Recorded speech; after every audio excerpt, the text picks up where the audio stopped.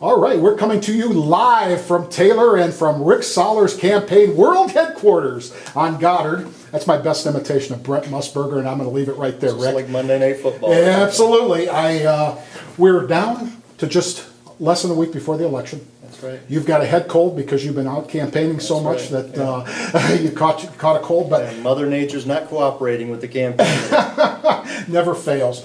We wanted to go over the 25 reasons to pick Rick on November 5th. Your agenda for the first 100 days. And let's just start right off the top and talk about creating a commission to revise the city charter. Yeah, we, obviously we put together this concept of the top 25 or the first 25 things we're going to do in the first 100 days once taking office, and part of that reason is because of a lot of people are asking, what are you going to do? So starting number one is to create a commission that's going to attack the city charter, attack it in the manner of how do we rewrite it. The city charter was originally written in 1968. So many things have changed since 1968. And there's just too much ambiguity to the city charter. We have to rewrite it for the 2013, 2014 standards, and we're going to do that by forming a commission. Obviously we'll have some legal counsel involved, and we'll begin by trying to get that on the ballot once once we're finalized with the rewriting of it. When you do that, Rick, do you assume that the process will go from revision committee through the council, the mayor's office, and then to the ballot, or does it go directly from the revision committee to the ballot? No, it'll definitely go to the council, and then likely go through more revisions. Right. Obviously, allowing everybody to participate in that process. We want to definitely be an administration that's inclusive, allowing the council an active role in this. So definitely, and then it could go back to the commission before it ultimately gets scrubbed down by legal, and then to the ballot for a vote. Turning the page. Create an experienced economic development team. I know that's close to your heart. That's a very, very important part of this campaign. It is. We've had almost nothing in 3.5 or almost now 4 years, and so not just an economic team, but an experienced team, a dynamic team.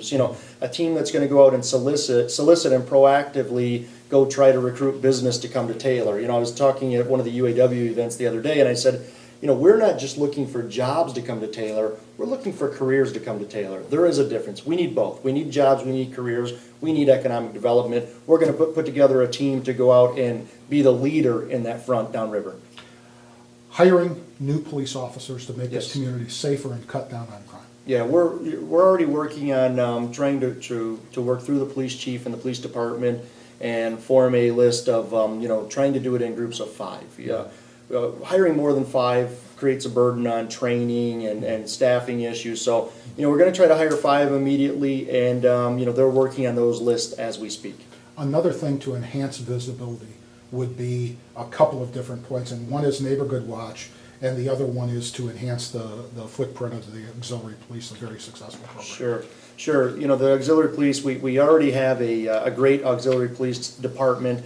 We need to expand on it. We need to get, continue to grow, continue their involvement. Not just have them, being visible, but let's define their roles. Let's allow them to actively be part of the solution. I know they're great for some of our events. They help out at football games, and they're great. They cover the parks and a lot of the blind areas that the police department can't get to or don't have time to get to. So we need to expand on that, and then of course the neighborhood watch. We definitely need to help manage that. I know a lot of neighborhoods, they say, geez, we just don't know how to put it together. We need some help structuring it. So we're going to do that. We're going to help them, structure the neighborhood watch programs and give them some guidelines. We'll work with the police department and outline, whose responsibility is what and when and all those good things. So one of your favorite topics and one of the most divisive topics in this campaign, the City Hall call center. Yeah, we're going to decentralize that immediately, Carl. When that was originally proposed, I argued at that point in time that centralized call center is not going to be effective. Well, depending on how you define effective. For them, providing answers from an FAQ log is how they define effectiveness. To me, that's not. We need solutions, and so we'll decentralize it, and we'll basically use some of the current strategies that they're using today. We'll just handle it much differently, where we have specialists that are handling the calls, and we're at the point of being able to provide solutions to the residents that call in, not just answers. No bid contracting has been a problem with you, especially, and with this city. It's You illegal. want to eliminate that. Yeah, it's illegal. I mean, we cannot have no bid contracts. We have an obligation to get the best deal for the city of Taylor in all cases. Now, I'm not saying we don't have to go with low bid. I'm not a big fan of going low bid unless I look for value in every bid. But you have to put it out for bid. You simply can't hire things or employ people just because the timing says you need it now. We still have an obligation. We have to put it out for bid. We will end all no bid contracts. If you're not doing that, it comes off like there's been a deal cut behind the scenes. Absolutely, and I believe there have been deals cut behind the scenes. Strict purchasing guidelines. Yeah, I like the concept of having a purchasing department. However, with purchasing comes great power and great responsibility. We have to define some guidelines, and with working in the automotive industry, of the lion's share of my professional career, I learned that when you have tight policy related to purchasing, you can have an effective, productive purchasing department. We need to implement some policy to the purchasing. We need to have guidelines, what gets bid out, how it gets bid out, who it gets bid to, how it's, currently we solicit bids by placing a mitten. Well, that really doesn't satisfy the charter's requirements. We still have to get three bids, and so we have a lot of work to do in the purchasing department. I like the concept, but it just needs work. Kind of the difference between doing business the right way, value-added business for your constituency, and doing it the wrong way. Absolutely. Appraisals for capital purchases. This came up in the Sportsplex. Sure. Issue. This one is one that we're going to have to set some kind of a threshold. Appraisals, there's a cost to an appraisal, so we can't just say every sale of city property or every purchase that we make, we have to get it appraised, because if it's a $5,000 sale, we don't want to spend $8,000 on the appraisal. We have to define a threshold. I don't know if that threshold's going to be $10,000 or $25,000, but Carl, I don't want to ever, beyond my administration, I don't want to get into the point to where we could have put some policy in place to prevent this from occurring. Look at Allen Park, with the Unity Studio. They didn't get that appraised, and they essentially paid 3 times what they should have, and that's taxpayers' money. Same thing with the Sportsplex. At the end of the day, that may have been the best deal for the Sportsplex, but without an appraisal, we'll never know. So we're going to change that so appraisals are absolutely mandatory. It's an ordinance, it's not an option anymore, and we'll have to have appraisals for capital purchases or sale of capital assets. In an era of municipal financial crunches, aggressively seeking grant opportunities is a big part of the game. Sure. I met with some folks this morning, and we're talking about the SAW grant, which is basically a stormwater asset and wastewater grant. That grant expires December 2nd. We are one of the only communities downriver that has not applied for that grant. There will be one meeting between now and the grant expiration. So we're actively looking at how can we get an application, and is there time? What that allows us to do is basically it's a 90-10 match, 90% being federally funded, 10% being matched from the city. But it comes out of the water account, which the one account we have a lot of money is the water department. So it allows us to go in. It allows us some of the just a quick snapshot of the grant. It will allow us to do televising of the storm sewers to see where there's blockages or ruptures or breaks. Cleaning, those kind of things, capital improvements. So it's a great opportunity. We have a very tired old infrastructure in our storm sewers, and this is a great opportunity for us to do it with 90% of it coming funded from the federal government. Talk about your new Shop Taylor program. Shop Taylor is going to be we're going to tear a page out from the Pure Michigan campaign, and we're going to promote Taylor businesses. And the way we currently envision this is that when people come to register and they apply for a business license, there will be an option for them to select their involvement with Shop Taylor. And this will be a web-based initiative to start, and we'll do it we'll create a dashboard concept, and it'll be linked to the city's website, and it'll be an opportunity for Taylor businesses to promote themselves to Taylor residents. And we'll look at how we can expand it with, whether it's coupons or discounts or maybe even career opportunities. When these groups are hiring, maybe it's an opportunity for them to use this as a platform to promote whatever jobs are available. Internships, things like that. Internships, Yeah. absolutely. So we're going to look at how we can expand this, but that Shop Taylor is kind of, it's taken on a life of its own just after we quickly announced it, and it's starting to create some excitement in the community, especially amongst some of the retail outlets in the Taylor businesses. Examine and reevaluate the city rec programs. Those have been really somewhat dismantled by the current administration. Yeah, and we're careful about how we word this, Carl, because I don't want to say we're going to do this or we're going to do that. We really have to go back and reevaluate what can we do. We can't dig up the pool at Heritage Park. I think we all know that, and that's very unfortunate. But I think we can open the pool at Northwest Park. I think we can open the rec center to some capacity almost immediately. So we're going to evaluate all those opportunities, and we're going to listen to our community. We're going to see what their wants and needs are, and we're going to act accordingly. Reestablishing community service programming. Yeah, that was something that, quite honestly, I still will never understand why that was taken out. That's basically, when people, as part of their probation through the court, they have to do community service. It allows us to get a value at almost no cost. They go into the parks, they clean up the roads. We have Heritage Park that has looked terrible over the last few years, and a lot of it we could be benefiting from community service. So we're definitely going to bring that back. You're excited about the possibility of multi-year budgeting, especially given the situation of finances in the municipality. Well, and especially we're dealing with a 5-year deficit elimination. So I think that multi-year budgets are something that would benefit us. It would benefit our relationship with the state of Michigan, and it'll help provide a clear, concise path to how we eliminate the deficit. Now, a budget's a budget. There's budget amendments every year. Some people say, well, you can't predict 1 year. How will you predict 3 years? It's not that we're going to predict it. It's just a budget. We're going to plan for it. Mm-hmm. And it allows us to have better vision of how we're going to tackle our deficit. Strengthening ethics ordinances for staff and elected officials. There's been a lot of speculation in this administration of things going on, whether those things are basketball tickets, baseball tickets, football tickets, those types of things. Again, it goes back to purchasing guidelines. Mm-hmm. When you're spending money, there's a lot of strategies that people try to do to, quote unquote, earn your loyalty. Influence you. Influence you. We want to minimize all that. So there's currently an ethics ordinance in place. Quite honestly, as we've learned over this term, it has no teeth. We need to toughen that up. We need to not just be able to say we passed an ethics ordinance. It needs to be influential. We need to know that if you do this and you violate the ordinance, then this happens. Better processes at the animal shelter. Yeah, that's been the hot one lately. The animal shelter with volunteers. We want to definitely take advantage of the volunteers' passion and love for animals and trying to find them forever homes and get them adopted.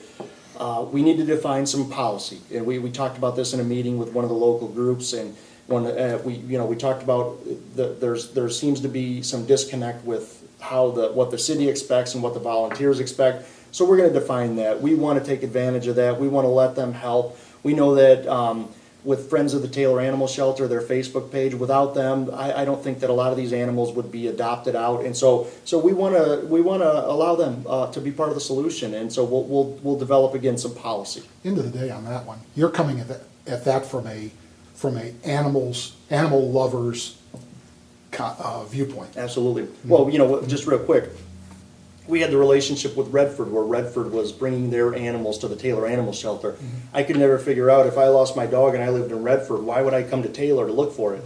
There's a disconnect there, and we need to create the better communication, better opportunities, and at the end of the day, I think we can just do so much better over there.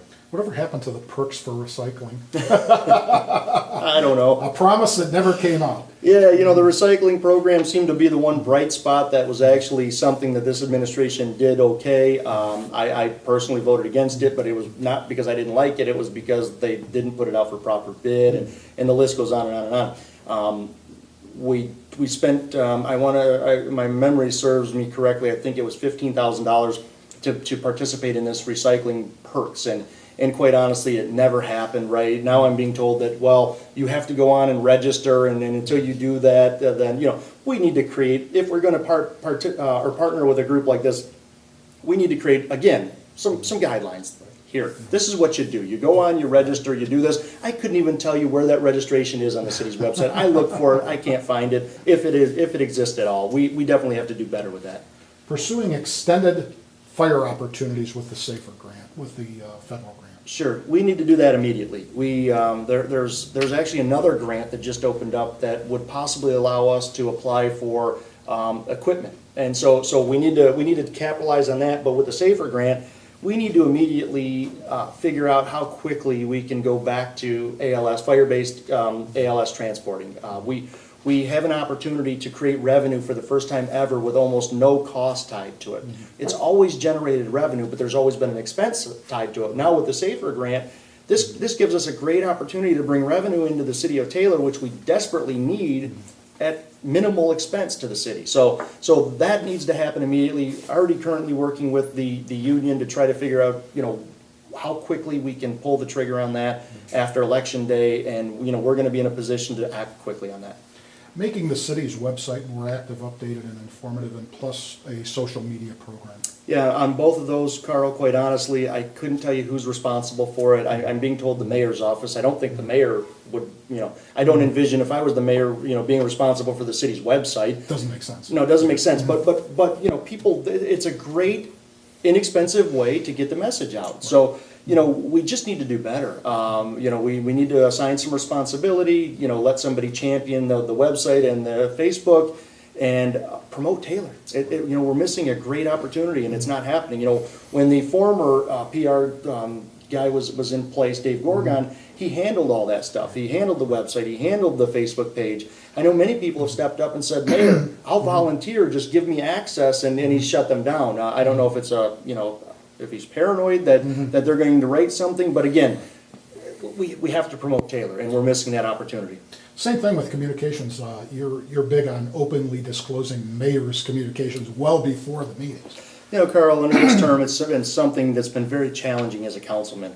We would show up to a Monday, and there's 6 or 7 items under mayor's communications, and typically those things happen. They're time sensitive. I get that there's the rare occurrences, but when you're starting to see strategically that he's trying to bring this forward and hold the gun to your head and say, if you don't approve this, then this happens. That's wrong. It's not respectful to council members. It's not fair to the community. They don't get to see that it's on the agenda. So we're going to minimize those and only use that for rare occurrences or things like proclamations, things that aren't necessarily, they don't have heavy impact to the community. They're more just feel-good things that don't fall under an agenda item. Same type of idea behind the open door policy to the mayor's office. I believe that every elected official needs to be accessible. I don't think hiding in the office and saying, he's too busy or he's not available, I don't think that's the right answer. So we're going to go back to one night a week or 2 nights a week, whatever it is, that we have an open door policy that a couple hours each night we'll schedule appointments and just let people come in and talk. I want to hear what they have to say. I don't want to just, I don't want to win this election and then say, okay, I don't care anymore. I want to hear their issues. I want to hear their concerns. I want to hear their ideas, because what I've learned in the campaign trail, there's a lot of good ideas out there if you listen. There is, without a doubt. Restarting the public State of the City address. I don't know what happened. I think the first year he had a public State of the City, it's typically been hosted by the Taylor Rotary Group. And then he went to an online version, and then eventually there was no more State of the City. I want to go back to, partnering with the Taylor Rotary. We can either do it at Lakes of Taylor as they've done in the past, or do it at council chambers as it's happened in the past. We'll work through all those details, but we're going to go back to an annual State of the City. Soliciting sponsorships for city events. Yeah, we learned through some of these efforts with the Taylor Info that there are business partners that want to partner if we go out and reach out to them. We need to do more of that. The city of Taylor is struggling financially, but things like the fireworks, things like the carnival, those kind of things, you get corporate sponsors, and then it saves the city from spending the money. Speaking of Taylor Info, you'd like to return it to its roots as a product, as an editorial product. Sure. We want to go back to Taylor Info. again, go back to doing it for the right reasons, educating the community, keeping them involved with, upcoming events, and also taking it a step further and giving elected officials equal time. So what we want to do is maybe look at every time one of these comes out, 1 or 2 columns that allows a couple of council people an opportunity to help, to be part of it. And so they'll send their message, whatever that particular column is. Maybe it's, helpful tips or, happy holidays, whatever those are, but allow them an involved role in that Taylor info and equal opportunity. So allow some kind of a rotation that gets everybody involved. That goes back to the roots of this campaign, which is about creating a team after the election, Absolutely. not necessarily running as a team to kind of gain your votes. Sure, absolutely. Rick, people out there are going to vote very shortly. They are. What do you have to say to them? I mean, you've been campaigning for a long time. You've met a lot of different people. If you could go to everybody's door right now, what would you say? What this community needs is an honest leader with a plan, with a vision. As we've knocked, this campaign started 6 months ago, Carl, and we've knocked on thousands of doors and we've talked to thousands of residents, and the message that I've tried to communicate each and every time is that I'm a normal guy with a vision and a plan. I'm an honest guy. I can't tell you that I'm going to be perfect, and I can't tell you that everybody's going to agree with me all the time, but I can tell you that we're going to do what's right for the city of Taylor, and that's what isn't happening right now. They're allowing personal agendas to get in the way of doing what's right for the community, and we have to end that. Taylor is a community that our neighbors, our surrounding communities used to watch what we were doing, and instead today they're just watching for the wrong reasons. They're pointing and laughing, and we need to stop that. We need to be what we know we can be, and that's a community that everybody's proud to be part of. I want to restore that, and after this election, we're going to begin rebuilding Taylor, and going back to our slogan, changing Taylor together.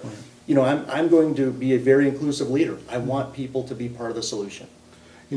Rick, in almost 32 years at the News Herald, I met so many political figures. Sure. From John Dingell and the late Bill Ford, all the way through so many mayors that have passed on, so many good people who wanted to do good things.